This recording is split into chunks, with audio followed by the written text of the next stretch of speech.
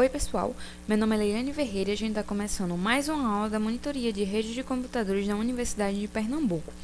Na aula de hoje, a gente vai estar fazendo uma revisão sobre os protocolos da camada de aplicação, mostrando para vocês alguns exemplos, o funcionamento deles e também eu vou mostrar um pouquinho dele na prática utilizando o Wireshark. Então vamos lá. Existem vários protocolos da camada de aplicação, mas esses quadros são um dos principais protocolos e também são os protocolos que a professora dá em sala de aula. Só para deixar claro aqui para vocês, os dois primeiros protocolos, que são o HTTP e o FTP, eles já foram dados em sala de aula. Os dois últimos, o SSH e o DHCP, eles vão ser mostrados para vocês pela professora na próxima aula. Mas vou fazer uma revisão básica e quando for na aula ela explica bem mais detalhadamente para vocês. O primeiro protocolo que a gente vai estar falando é o protocolo HTTP. Ele é o protocolo de transferência de hipertexto. É um protocolo que ele vai ser implementado tanto do lado do cliente quanto do lado do servidor, onde os mesmos ele mantêm uma comunicação através de troca de mensagens HTTP. A porta padrão que ele utiliza é a porta 80. Para entender bem esse protocolo, levamos em consideração que uma página web possui objetos, que nada mais são do que os arquivos, tanto arquivos HTML, imagens, vídeos. Esses objetos, eles podem ser acessados através da URL. Quando o usuário ele requisita uma página web, o navegador do cliente envia ao servidor mensagens de requisição HTTP, que é essa que está sendo mostrada aí nessa imagem. Ao receber as requisições, o servidor ele responde ao cliente com as mensagens que contêm os objetos dessa página. Aí, nesse desenho, a gente tem aí essa setinha que representa a resposta. Levando em consideração que as trocas de mensagens são feitas através de conexões que são abertas entre as entidades participantes, é importante lembrar que existem conexões não persistentes e persistentes.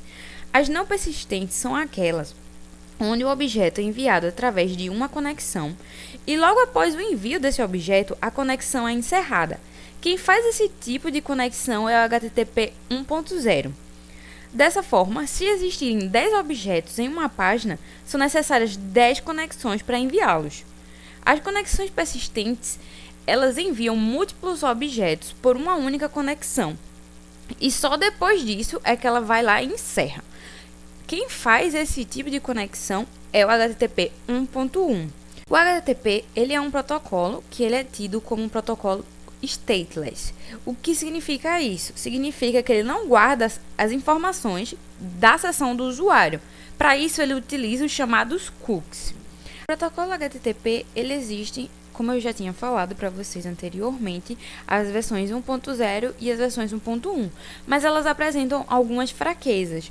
E devido a isso, foi necessária a implementação de um novo protocolo, que é o HTTP2. Ano passado, ele foi aprovado pelo IETF. E agora, ele está em fase de implementação por parte dos servidores web. Alguns dos servidores, como a Apache, eles já possuem a implementação do HTTP2. O FTP ele é o protocolo de transferência de arquivo. E ele utiliza duas conexões TCP para realizar a função dele.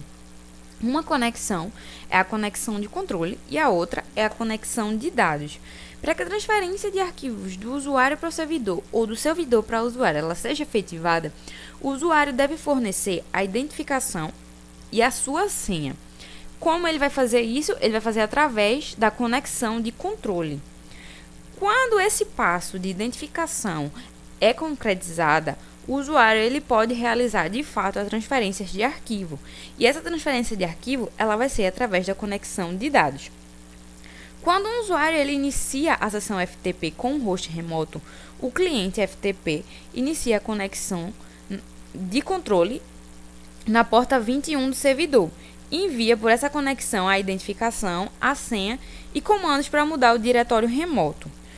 Quando o servidor ele recebe pela conexão de controle um comando de transferência de arquivos, ele abre uma conexão de dados na porta 20, como tem mostrando aí na ilustração, para que ele possa realizar a tarefa da transferência. Para cada conexão de dados, apenas um arquivo é transferido. Caso o usuário queira que a transferência de mais um arquivo, outra conexão de dados será aberta. A gente conclui, a partir desse fato, que essa conexão de dados ela é não persistente, ou seja, ela dura enquanto o usuário ele estiver conectado. Enquanto isso, a conexão de controle ela continua aberta durante toda a sessão do usuário e ela deve manter as informações de como é que está o status dele. O SSH ele é o protocolo de acesso remoto. Ele permite que através da minha própria máquina eu possa acessar outra máquina. Para que ele possa fazer essa tarefa, ele utiliza uma criptografia que é chamada de criptografia de chaves assimétricas. Como funciona essa criptografia de chaves assimétricas? Primeiramente, a gente estabelece que existem dois tipos de chave, uma chave pública e uma chave privada. Para que alguém possa mandar uma mensagem para mim, ele precisa ter conhecimento da minha chave pública. Então, eu envio a minha chave pública, como tem aí no desenho mostrando. O computador está enviando a chave pública para o servidor. E quando o servidor recebe essa chave pública, ele envia a mensagem criptografada com essa chave pública para esse computador. Quando o computador ele recebe a mensagem que foi criptada através da chave pública, ele vai decriptar essa mensagem através de uma chave que só ele tem conhecimento, que é chamada de chave privada. É assim que o SSH ele estabelece a conexão entre as duas entidades. O SSH ele espera continuamente a requisição do cliente e ele utiliza por padrão a porta 22. Se esse computador ele queira enviar uma mensagem para o servidor, o que vai acontecer é que ele precisa ter conhecimento também dessa chave pública, que é a chave do servidor. Por fim, nós temos o protocolo DHCP, que ele é o protocolo de configuração dinâmica de máquina. O DHCP ele oferece informações da rede para um host que pretende ter acesso a ela. Para que um host ele possa se conectar, primeiramente ele precisa de um número IP que seja atribuído. Para isso, ele vai solicitar ao servidor DHCP as informações sobre essa rede. E o IP ele vai estar incluso dentro dessas informações.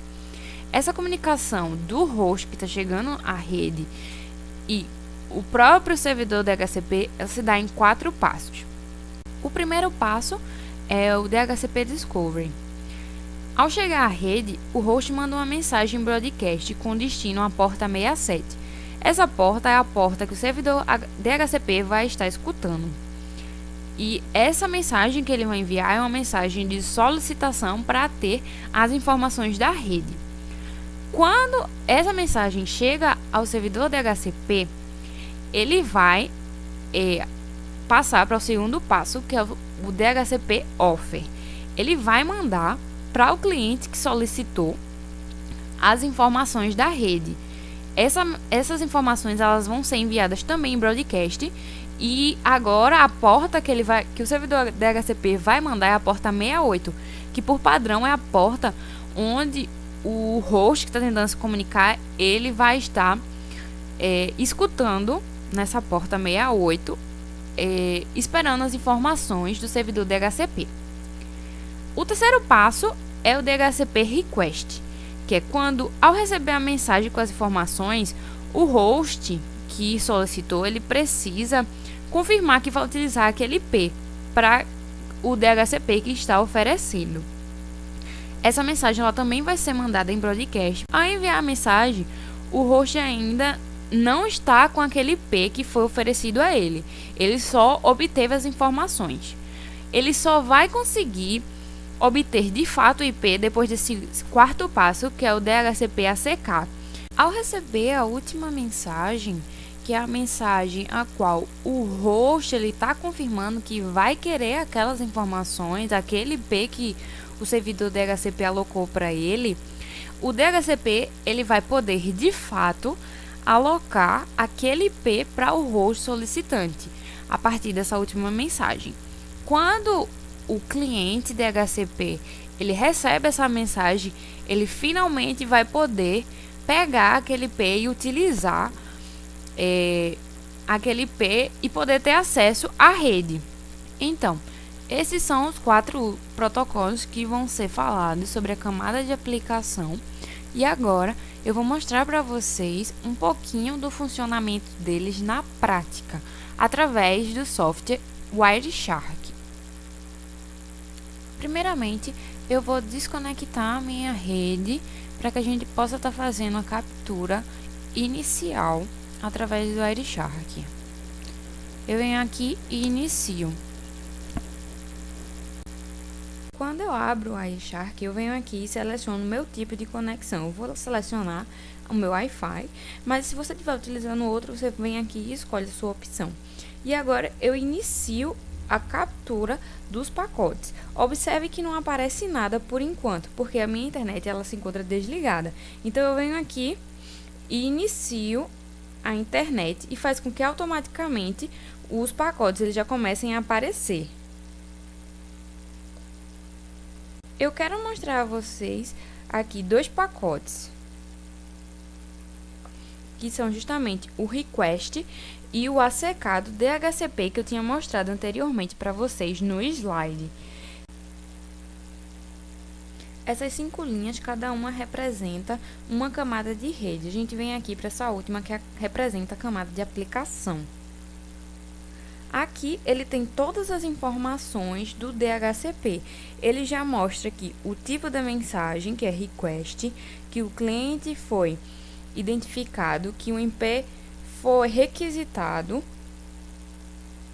E aqui a gente já tem o ACK, que funciona do mesmo jeito. Aqui eu já tinha aberto, aí tem o Bootstrap Protocol, que é justamente da aplicação, e tem todas as informações da rede. Aqui já está dizendo que ele recebeu com sucesso as informações da rede, o IP, no caso. Aí vocês devem estar se perguntando por que a gente só encontrou aqui o DHCP Request e o DHCP ACK. O fato disso estar acontecendo é porque o servidor DHCP, ele já conhece o meu computador, ou seja, ele já alocou um IP para o meu computador. Então, se essa fosse a primeira vez que eu estivesse conectando o meu computador à minha rede, eu teria os 4 passos. Mas, como não houve necessidade disso, porque o computador ele já conhece, o servidor DHCP já conhece as informações, então só vão ter esses 2 últimos passos do DHCP. A próxima aula, a gente vai estar voltando para os estudos com o Cloud SIM. Então eu vou ficando por aqui e até a semana que vem.